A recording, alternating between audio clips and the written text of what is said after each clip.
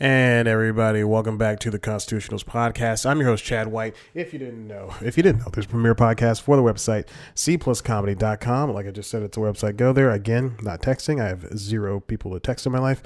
Here is a timer. Welcome back to the Constitutionals Podcast. This is the premiere podcasting show for cpluscomedy.com. It's a website. Go there. If this is your first time listening, this is episode 124. I thought I'd start doing the episode numbers because it's unbelievable how many there are. 124 of these. I thought I would stop at 10. And then I got to 20, and then I got to 60, and I started recording the video. And I said, might as well do it till I die. I won't do it till I die. Not that many listeners for that. Welcome back. Constitutional. What's been going on with my week? This is the first episode in a couple of weeks that's been recorded on time.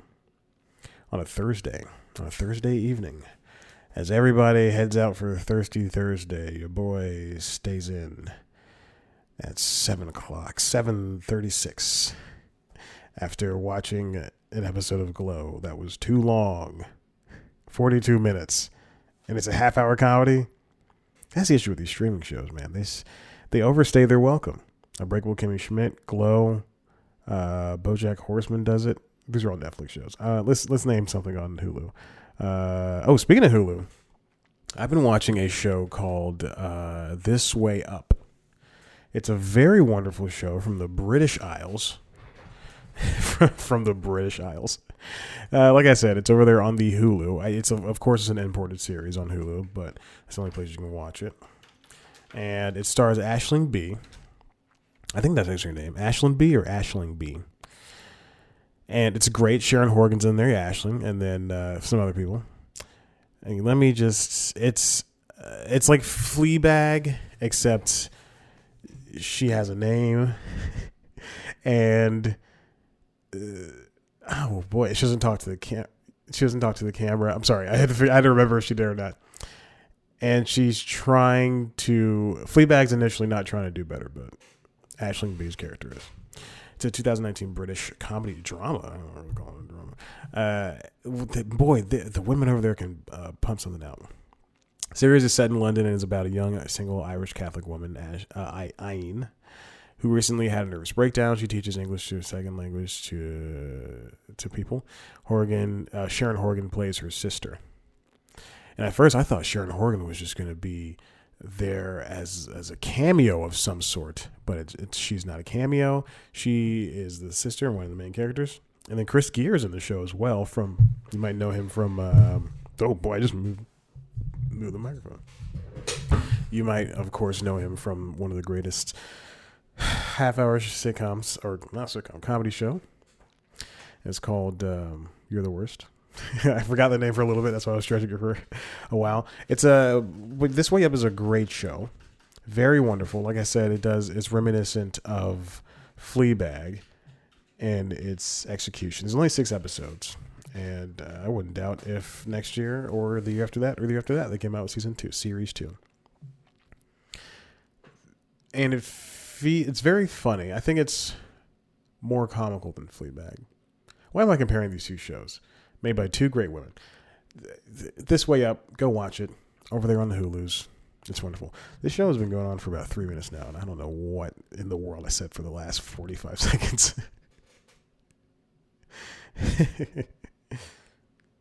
There we go.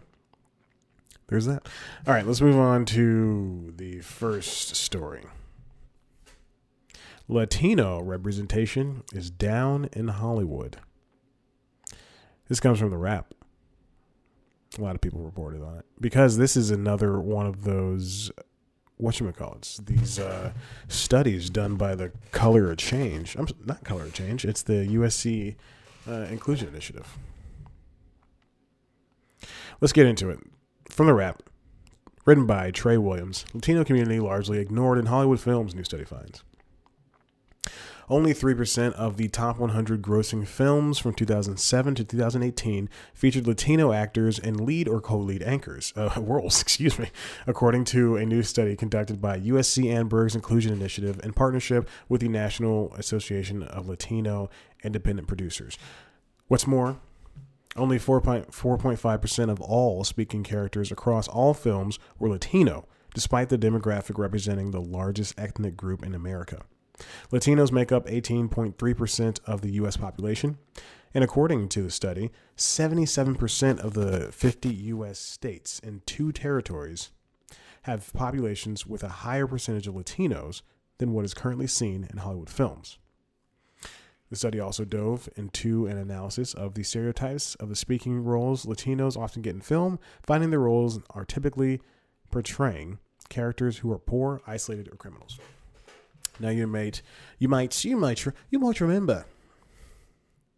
remember the USC Inclusion Initiative, Annenberg Institute. I think is it the USC Annenberg's Inclusion Initiative that I've mentioned it on this show on the Constitutionals, and I've covered it I think at least 3 different times on News Time. If you haven't heard, USC Annenberg does these studies. I think and they release them what feels like now every couple of months, every 3 or 4 months, every quarter. And we learn that a specific group that they are studying, blacks, Latinos, Asian Americans, women, are not being represented equally on film or television. And they've mostly done black people. And then, in the background, they'll say, and Latinos and Asians, they'll do stuff like that. But now it's good to see them branch out from doing one race. This is kind of what I always think about. What happens is when people are activists for some activists, I guess, but they're trying to represent a whole group, and they're going, I'm not even on camera anymore. I'm not even on camera anymore.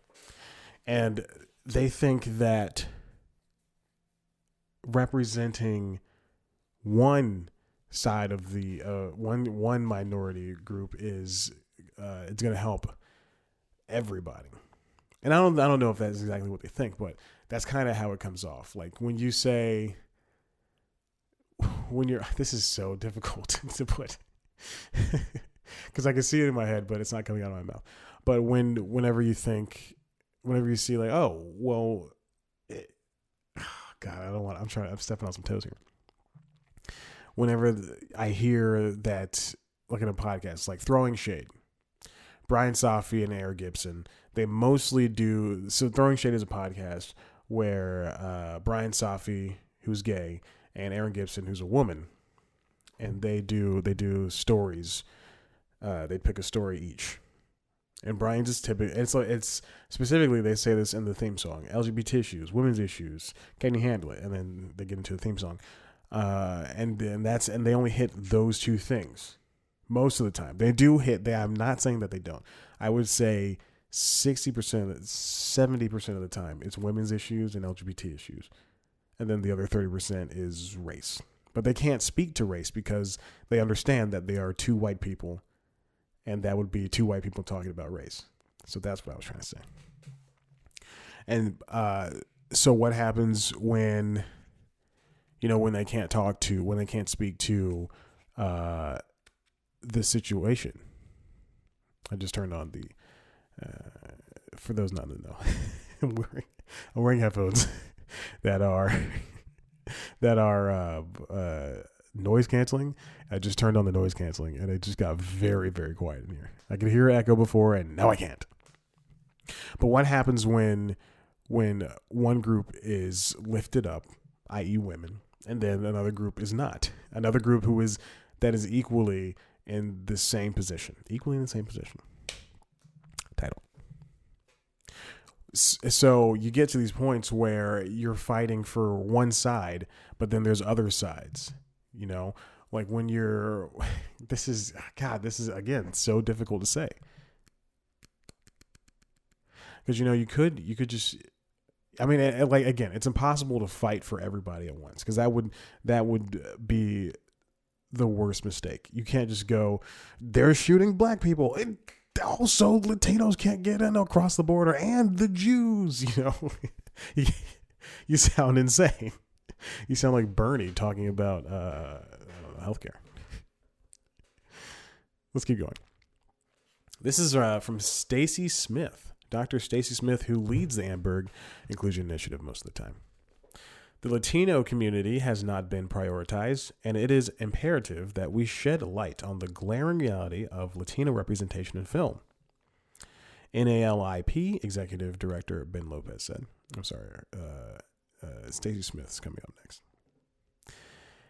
NALIP has positioned itself to be an elegant solution to this complex problem through our commitment to building the pipeline of Latino talent and sustainable development in the industry. Dr. Smith's research must guide decision makers to the conclusion that there is immense value in collaborating with and investing in the Latino community. And then they provide us a little analyzed chart.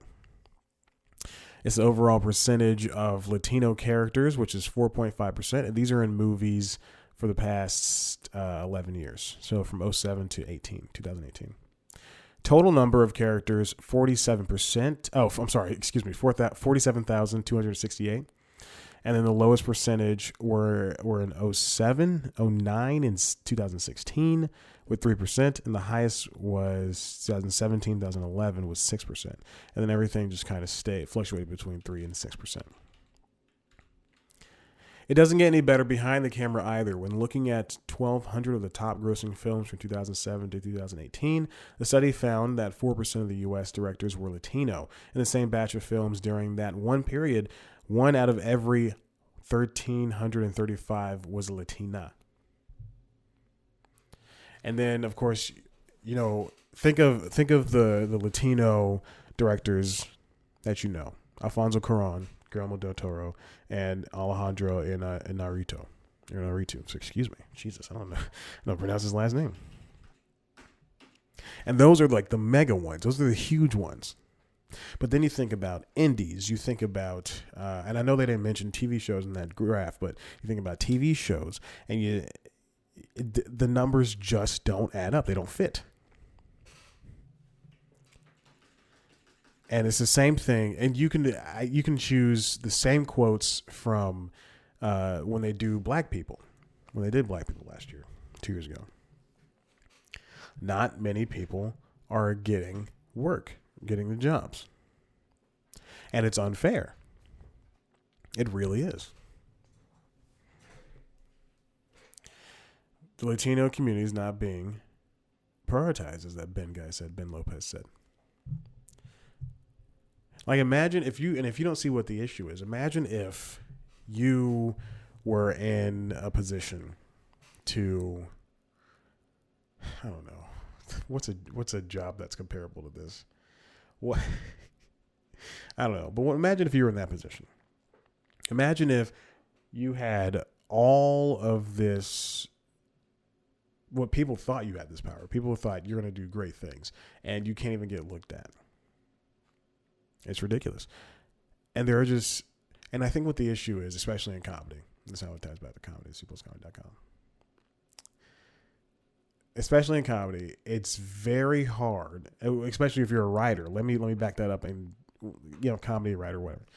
If you're anything, and unless you know somebody, it's going to be hard to get the job. I was listening to an episode of the Writers Panel this morning at the gym. I forgot who was on it, but the Writers Panel is a podcast hosted by Ben Blacker. It's on the Forever Dog Network. It was on the Nerdist Network, and then Nerdist went way downhill. But the latest episode featured Rob Chavis, Liz Alper, Zoe Marshall, and Dante Harbor. I believe Dante is the black one. I don't know. But one of them was black. Go ahead and say Dante. And he's a screenwriter. And he was mentioning that, or maybe it was Rob. Yeah, Rob. It's Rob. I'm sorry. It was Rob, because his credits were Blackish and the Superior Donuts. So Rob is a black man. And he had a career before he was writing, and then he decided, I'm going to be a writer, a TV writer. And he spent, so long trying to get into the industry. And this is as an older gentleman that, I guess was in his 30s or something like that. So this is as a man who's slightly older than me. And he's trying to break in, just like me or someone my age. He's trying to break in. And eventually he lands some type, not a scholarship. ABC does something. I think it was ABC that he was working with. Some type of thing. They do some writers thing. And he was able to land that. I think it was ABC. And he was able to land that. And then he got an interview on in some type of lawyer position on a studio lot, I believe. And then the person that he was interviewing with was like, you actually want to write? And he's like, yeah. And then that person helped him get into the meeting room with the guy who created Superior Donuts. And then he wrote for Superior Donuts. Superior Donuts was canceled. He jumped on Blackish. And because he was able to get on Superior Donuts, he has 20, scripts under his belt, including this. And then he also has stuff that he did in the meantime when he was trying to get a job, specs and what have you. And then he floated the idea that there are people, again, like me, who are trying to get writing jobs, and they're not going to be able to. Why? Because if he's out of a job, or if this is the episode was talking about the WGA board candidates. They're WGA board candidates. They're all they're all running for board for the WGA. So he was talking about if he's looking for a job and he has 20 scripts under his belt, and then somebody else like me is looking for a job and I have 0. All I have is specs, and nobody wants specs. Who are they going to hire? They're going to hire the guy who has 20 scripts on his belt. And that's the one black person they're going to hire. And they're going to hire one woman, and then that's it. And it's all going to be white guys from there. That's the issue. Now, tie it all back to the Inclusion Initiative. Just bring people in. If we just hired people based on their skill level and not on nepotism or not on their... Nepotism is friends. I was going to say that. But not other stuff like that. Then we would be better off. Now, I'm glad that the Latino community was covered in this because someone needed to do it. And as much as, I love black people, there are other communities out there that aren't being looked at. If we fight for one, we got to fight for all. All right, I'm gonna take a break, and then we're gonna move on to the next topic. And we're back to the Constitutionals podcast. Let me tell you a little secret. I wasn't sure I was going to share for everybody. Oh, Nadal advances on walkover. Well, there you go. I went to go pause the timer. That is my phone. Or to restart it. Or whatever. Reset it. And there's a candle that is lit. If you're not watching the video, I urge you to. You don't have to do with it. Who cares? No one watches the video. I know the statistics, and you can see the views on YouTube. Anyway, I reached over the candle and rested my palm and this all happened within, a half second. Rested my palm, turned off the phone, pulled back, realized it was hot, and I was went, oh boy, that's a stupid move. Same thing happens in the bathroom. I have a big candle that's maybe not even a foot. What's less than 12 inches? Less than 12 inches high. 3 apples tall. That's how Smurfs are measured. I have a candle that's about that big, and it's right next to my bathroom sink. And so, but my wall, there's a wall right between that, or wall. There's my hand towel right between that and where I wash my hands. So I have to reach over it if ever it's lit, and I always feel the heat. I gotta figure out better placement. What else happening this week? Not a lot of work. Gotta be completely honest with you. Not a lot of work going on this week at the job. We're still waiting on a couple of shows to be. I don't know if I ever mentioned what I actually do. I work in television. That's as far as I'll go. If I've mentioned it before, then you're just not gonna get mentioned. Just waiting on a couple of shows to happen at work. I work in television. It's the dumbest thing I ever said. Oh, speaking of Fleabag, I just learned that there's going to be what the? I thought my air turned on, but it was the air outside, I guess, for the people upstairs. Any Hoosers, that doesn't matter. Is that my air? That is my air. Okay, it sounded like I heard the thing going outside. Any Hoosers, none of this matters. I was reading something. Fleabag is doing Phoebe Waller-Bridges, who created Fleabag and Killing Eve, and Crashing. I think she stars in Crashing. I don't know if she created that, but there's also and not the Crashing from HBO. Not P. Holmes' Crashing that got canceled. Crashing that's from BBC England. She's doing a one night only event where she is doing a live performance of Fleabag for audiences across the world on movie screens. And so they're going to do that September 12th, and in November it's coming to Atlanta. And so they're taping it September 12th, and then everywhere else, whoever wants to, I guess, buy it and show it, they're going to do that. And so the movie theater down the street from me in Old Fourth Ward is the Landmark Cinema Town movie theater is going to do it. So I can't wait. Midtown Art Cinema. The only place where you can see a Disney movie and an indie movie, which is great. I'm so glad it exists. And tickets they don't break the $11, so that's good too. But it's in such a why. You know what really sucks? There's in Atlanta, and I can only assume LA and New York and Chicago and just major cities. And with their surrounding popular hipster white people gentrified neighborhoods, there's no good place for anything. By that I mean going somewhere and parking is so gosh darn hard.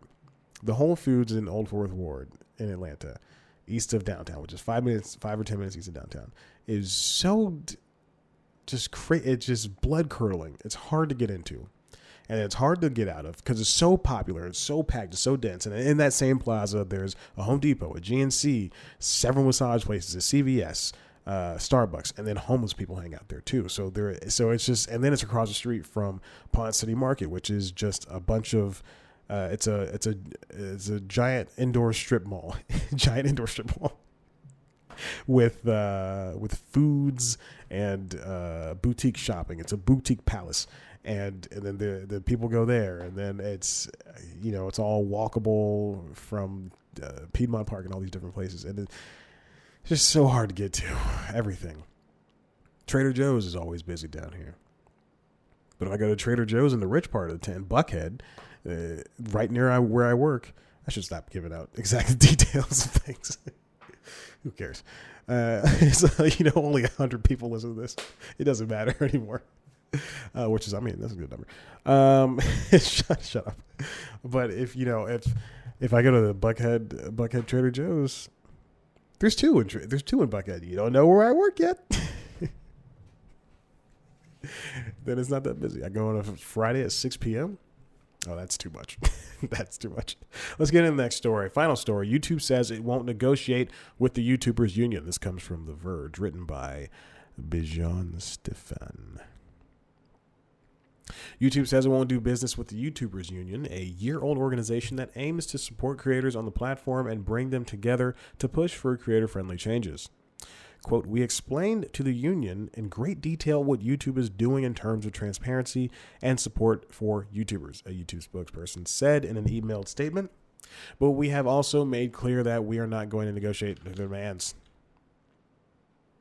Even so, YouTube has taken steps to appease the union after it joined with IG Metall, a German metalworkers union that is the largest industrial union in Europe, earlier this month. According to a Facebook post from Jörg Sprav, the founder of the YouTubers Union, Google Germany offered to meet with the union to, quote, discuss some fundamental questions about the future of work, which the union accepted.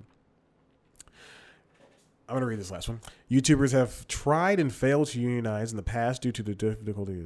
Hold on, the side of political challenges of having. Okay, so, excuse me. I'm sorry. I've been a little bit sick. So YouTubers are trying to unionize, and this goes along with BuzzFeed that was trying to unionize, I believe, a couple of months ago. Vox was unionizing because I read a terribly long article on that, and you know, other media organizations, New York Times, NPR, that already have unions, but like they're just trying to. I think it was esports trying to unionize. Anyway, they were just trying to get better pay and things of the like. A union is good for workers, and if you're a business, you don't want somebody to be in a union, but a union is good for workers because you don't want to get too many ads. Let's look at it in the YouTube space. You don't want to get all these ads that are running on your videos, but your videos get demonetized because Google has been demonetizing. Let's call it YouTube. YouTube has been demonetizing videos left and right for no apparent reason, or the copyright thing, which is if you use like a snippet of a song, or, excuse me, Jesus, oh my God, I'm dying. If you use a snippet of a song, or if you use just anything that some big company will call copywritten, then YouTube will just take your video down no matter what, or demonetize it like that. God, I am dying. Watch the video to see this is the last video.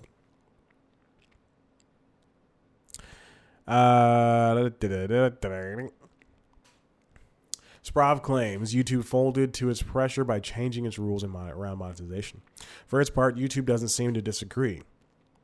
There's content that deems acceptable on the site, but not acceptable for advertisers to run ads against. Some stuff just isn't advertiser friendly, and YouTube relies on advertisers for revenue. And I think that's why, you know, and not to defend YouTube, but I think that's why they kind of jump at the chance to demonetize a video, and then they don't look back. They don't turn back, and that's the issue with YouTube, is that they don't turn back when they demonetize a video. And there are people that rely on the service as their jobs. I'm gonna put my feet up here. Nope. I can't put the other one up. Here we go. There are people that rely on the service. Do you think I could be on one of those feet websites? You know, when they type in, like, I know it's only for women, that creepy men look up, like, Dakota Fanning feet. Just mime typing on my thigh. Any hoosers. But unions are good for the workers. And so people rely on YouTube for cash. Let's go with the report of the week. Review Bra. He reviews food for YouTube. And he has a Patreon. So, but before I jump into that, he reviews food on YouTube. So let's say he has a video. He does Popeyes versus Chick-fil-A, which was popular last week for the chicken sandwich. And he goes out the day that is super popular. He gets his phone, because that's how he does it. He sits in his Prius, because I think that's what he drives. And he has both sandwiches. And he eats both, and he shoots a 13-minute video, and he uploads it to YouTube that afternoon. And then Popeyes turns around and says, and like so there's ads on this video, and he's racking up the views. He's got 1 million views. Popeyes turns around and says, and this is not a true thing that happened, but Popeyes turns around and says, we don't like the way that he dresses. We're not going to run ads on his channel. And this is kind of a stupid, regressive way of saying it, of thinking about it, but this is how I'm thinking about it. And then they decide that they're not going to run ads, or they say, or I don't know. the Rad Brad. He's a video game player guy on YouTube, and he says something offensive, which he never does, but let's pretend he does. He says something offensive, and advertisers go, no, we're not going to do that. Or PewDiePie says something offensive, and advertisers go, we're not going to advertise with him. And he loses advertisers, so there's a 10-minute video that anybody can watch for free, and he doesn't get any money for it. Because views don't count. Views mean nothing. It's the ads. It's the ads. It's all in the ads, baby. The YouTubers Union's main demands are related to making the service more democratic for smaller creators. It's calling for monetization for smaller channels, the right to speak with a real person if a channel is to be deleted. And that's one thing. YouTube sometimes deletes channels without telling people. And all that stuff is gone. All the videos are gone. I believe that happened to somebody. I don't remember if it was YouTube or if it was Twitch or somebody, but I think it was YouTube, and somebody and all of YouTube just deleted all channel. Transparent moderation decisions, ending demonetization, the end of Google Preferred, a different system for delivering ad money to creators, and the rules around content moderation to be clarified. And it's difficult to judge how well this stuff works. And by I mean this YouTube thing. YouTube has a lot of unclear rules, and that's why they want those rules cleared up. Like if Casey Neistat, and this is why a lot of YouTubers, a lot of people who have like a couple 100,000 to 1 million viewers, they bleep, like they'll say a curse word and then they'll bleep it out. Austin Evans, he'll bleep out curse words. Marquise Brownlee, MKBHD, who I eviscerated last week. Oh God. He doesn't curse at all. Who else? I don't know. Who bleeps your stuff? Just tech reviewers, essentially. They bleep their stuff because they want to be able to get ads. While YouTube's scale might make it hard for some of these demands to be implemented, they don't seem out of line for what creators have been calling for, which is essentially more transparency and greater nuance regarding how decisions are made about demonetization. The rub, however, seems to be that YouTube doesn't see itself as more than a hosting platform for creators, even though increasing numbers of those creators rely on the site for their incomes. Legally, that's true, but unions aren't formed because a certain kind of treatment is legal. They exist to remedy and clarify what the law doesn't cover. Ooh. There's a lot of gray area in between all of this. So YouTube technically is a hosting site, but they are facilitating pay for these people, right? I mean, again, views don't count, but if somebody has 1 million views on a video, and then there's an ad, they allow for ads to run against it, which is a choice that they choose to do, but they allow ads to run against it. And and it's a 20-minute video, and there's a beginning ad, there's an ad in the middle, and then there's an ad near the end. And they get paid 10 cents per view for the ad. Wouldn't that Buccaneers are that Cowboys is kicked off? Wouldn't that make YouTube the employer?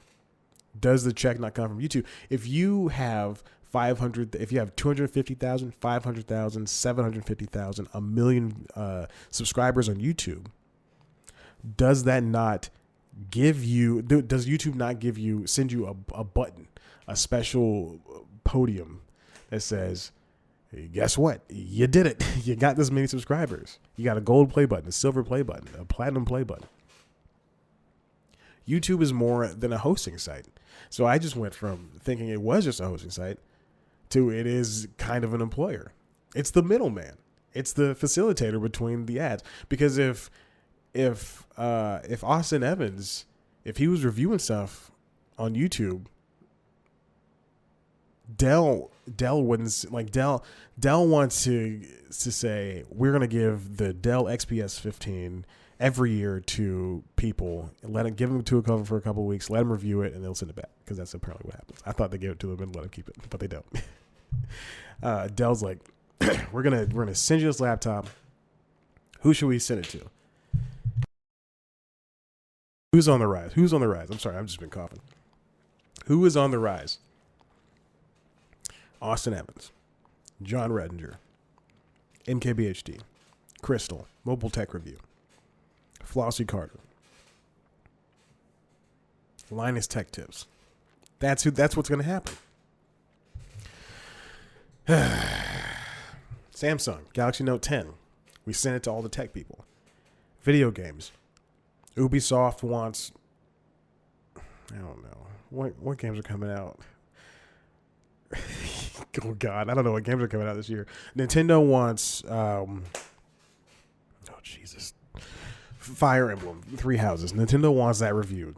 They're going to send it to IGN. They're going to send it to GameSpot. I don't know where I'm going with this anymore. YouTube is a facilitator. They're also an employer. Because without YouTube, these people wouldn't have jobs. Vimeo would not have picked up the slack. And that's the closest competitor to YouTube in terms of this. Because nobody's going to Facebook and watching videos. Nobody's going to Twitter and watching videos. I think Facebook is the only place you can watch Loosely Exactly Nicole Byers' show. Because they picked it up. And then they canceled it. But then they got that one show with Elizabeth Olsen. I don't know. It's YouTube is a very strange entity.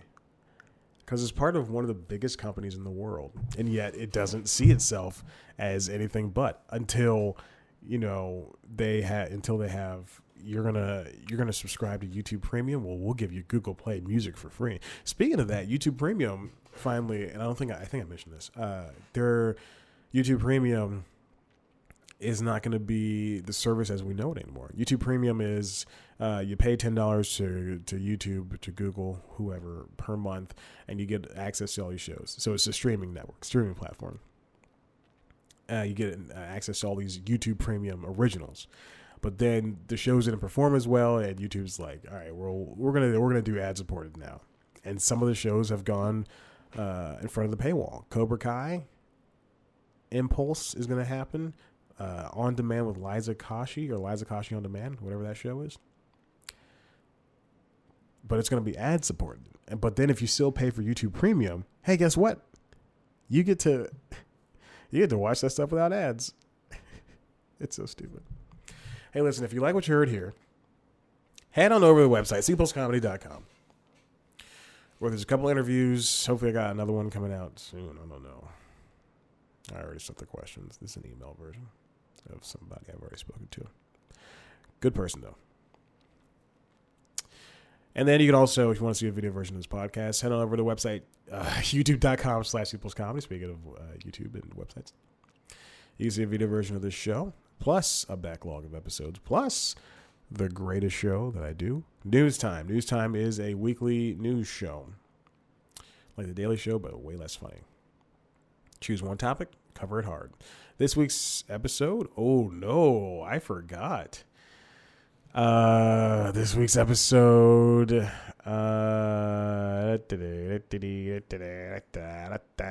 this is embarrassing. Why did I go to Instagram? No. Go back to Instagram. It was logging me into C Plus Comedy's account. Continue as C Plus Comedy. Yes, please, baby. Shoot. All right, I got it. I mean, I have to log in. Okay. Oh, God. Okay. This is embarrassing. I don't know anything that's going on anymore. I don't care about YouTube Kids. Stop asking me. I'm not a child. Oh, God. This computer. This is embarrassing. And I'm trying to lock up here. This week's episode of